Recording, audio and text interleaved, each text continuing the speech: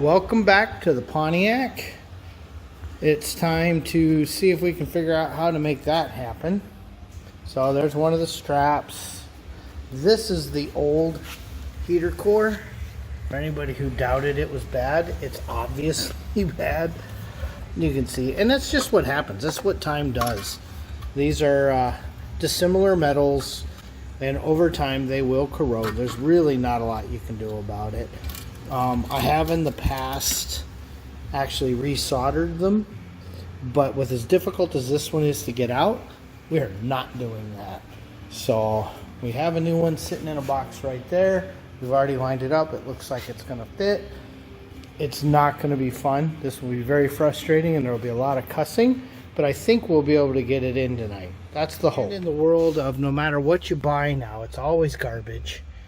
Look how much further the aftermarket pipe sticks out. You can see that bend. So unfortunately, it's not like you can get an OEM piece, so we will do what we can to get this to fit nicely. Okay, got the box mostly built back up, and you can see with the new flapper how nice that's going to work.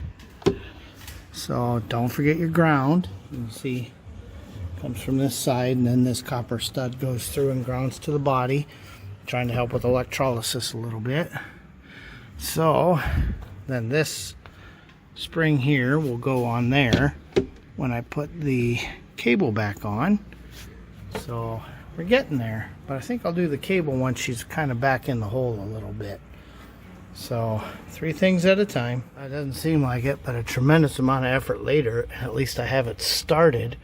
You can see the pipes are starting to line up, but I'm hitting something over here, so I don't want to break anything. I want to make sure all the cabling and all these vacuum lines don't get damaged. So just taking a minute, get back up here, take a look, feel for anything, move anything I can.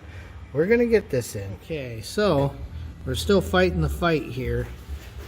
Does not want to go in, and we're really worried because right now you can see that starting to come through, and this is, if the hole, it's here.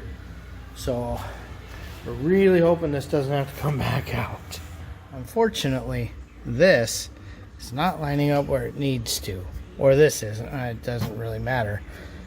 This and this did appear to be lining up. So this, I've got to look at why it's at the wrong angle. It's already 8:30, but we finally have the box actually in.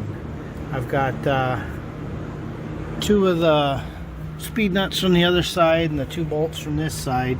We've got a whole bunch of things to put back on, but yeah, that's not fun at all.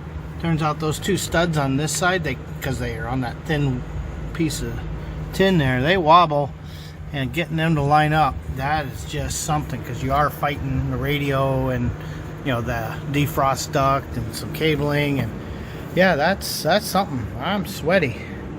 This is not fun.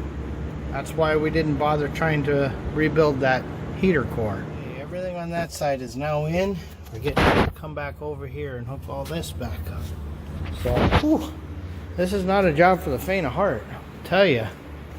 So, and we've got that top one in. That bottom one will go in, and same with that little gasket. Those will go in when we pick the car back up. So that gasket goes here, but it'll be a lot easier to reach from below. You can see that one's there. The other one's behind the motor. Might as well do that from below too, since the car will be coming up before you know it. But oh yeah, that's not a great place to work. I can't even imagine doing this in a parking lot somewhere. And we found a dangling fiber optic line, and of course I got it sitting back up in here now, that it turns out goes to the ashtray. I've just got to figure out, yeah, this thing, how it connects. I think it's above the speedometer, so we gotta crawl up under here and lay on my back and figure that out, because why wouldn't we want that hooked up? All right, so we've got that vent all back in, we got the fiber optics in, we test fit to make sure that panel's good, but he actually has a new vent he wants to replace on it, so no point in putting it in. We just wanted to verify we had all the parts. I actually have no leftover screws, which is not normal, so So the car won't be any faster because, you know, no weight reduction there. But it needs to go up to do that seal and that other screw. And then we're kind of back where we were a week ago. Not changing the hoses yet and not putting in the wheel well yet. But that's a giant step forward right there. All right. So I finally got that seal on there. And we got this one up here, way up there. So this is probably going to be it for tonight. I don't feel like fighting hoses tonight.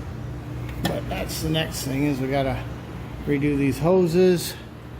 And then get the inner fender in, which is not going to be fun. And I'm not doing that tired.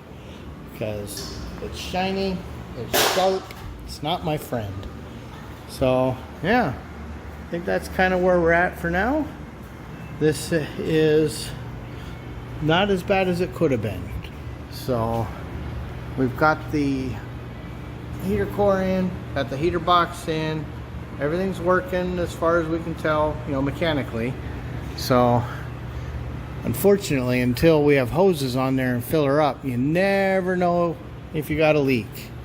We didn't notice any, but you can't know until it's under pressure. So I think that's going to wrap it up for tonight. Thanks for watching. This has been another ShopRex approved video.